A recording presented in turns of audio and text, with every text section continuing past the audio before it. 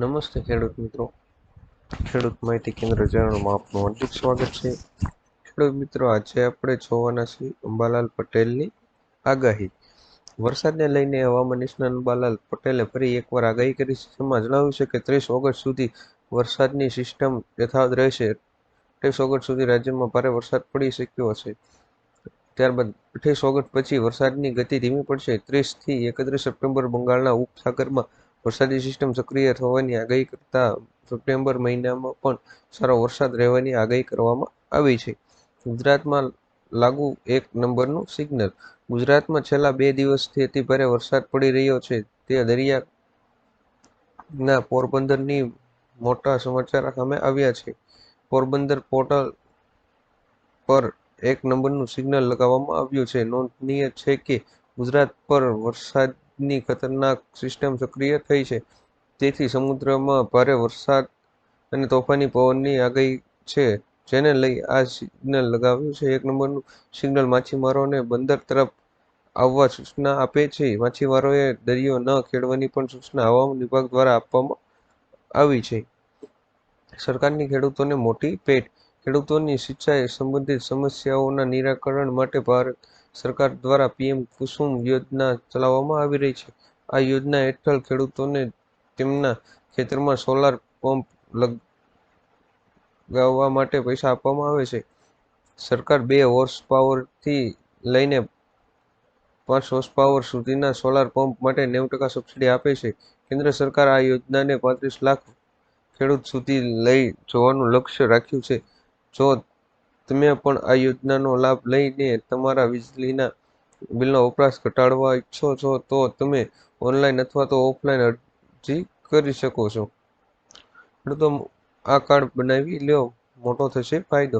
ખેડૂત મિત્રો, એ પીએમ કિસાન યોજનાનો જેવું ક્રેડિટ કાર્ડ આપવામાં આવે છે, જેમના હેઠળ ખેડૂતોને 7 મોટા ફાયદાઓ યથાવત છે. તેમના મિત્રો, પહેલા ફાયદાની વાત કરીએ તો જો કોઈ ખેડૂતનો અકસ્માત થાય છે તો લાખ રૂપિયાનો વીમો, અકસ્માત વીમો સ્ટેટ બેંક તરફથી મળશે.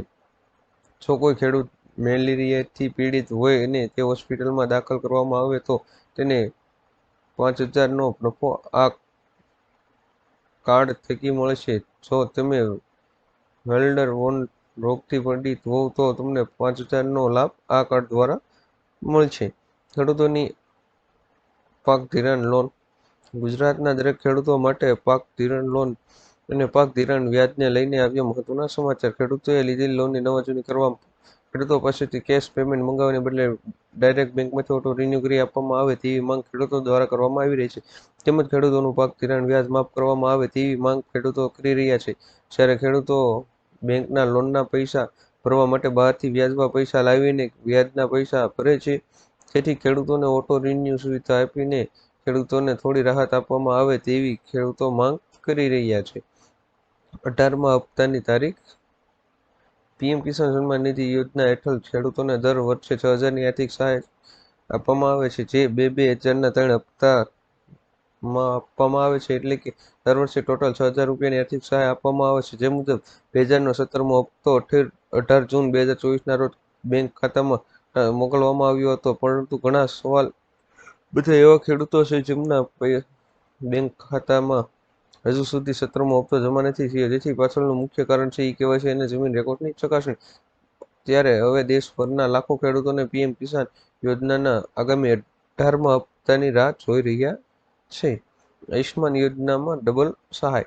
આયુષ્માન ભારત યોજના હેઠળ વીમા કવચને બમણું કરીને 10 લાખ રૂપિયા અને મહિલાઓ માટે 15 લાખ રૂપિયા કરવાની તૈયારીઓ ચાલી રહી છે. આ યોજના હેઠળ કેન્દ્ર સરકાર દ્વારા ખાનગી હોસ્પિટલમાં 4 લાખ બેડ ઉમેરવાની સાથે સાથે લાભાર્થીઓની સંખ્યા 55 કરોડથી વધારીને 100 કરોડ કરવાની તૈયારીઓ કરવામાં આવી રહી છે. એનડીએ સરકારના ત્રીજા કાર્યકાળમાં આ યોજના કેન્દ્રીય આરોગ્ય મંત્રાલયની મુખ્ય પ્રાથમિકતાઓમાંથી એક તરીકે રજૂ કરવામાં આવી છે. રેશન કાર્ડ ધારકોને આપે ધ્યાન. કેન્દ્ર સરકાર દ્વારા તમામ સરકારી ડોક્યુમેન્ટને ડેટાને સુરક્ષિત રાખવા માટે ઘણા બધા નિયમો અને કેવાયસી પ્રક્રિયાઓ બહાર પાડવામાં આવે છે.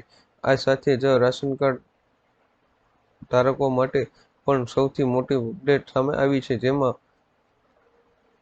જણાવવામાં આવ્યું છે કે રાશન કાર્ડ ધારકોને કેવાયસીની પ્રક્રિયા પૂર્ણ નથી કરી તેમને 30 સપ્ટેમ્બર 2024 પહેલાં આ પ્રક્રિયાને પૂર્ણ કરવાની રહેશે.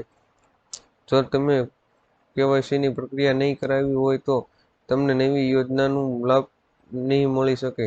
આ સાથે જ મળતી વિગતો અનુસાર રાશન કાર્ડ ધારકોને હવે ડબલ રાશન મળશે તેવું પણ માનવામાં આવી રહ્યું છે, પરંતુ હજુ સુધી કેન્દ્ર સરકાર દ્વારા આ અંગે કોઈ પણ પ્રકારની પુષ્ટિ કરવામાં આવી નથી.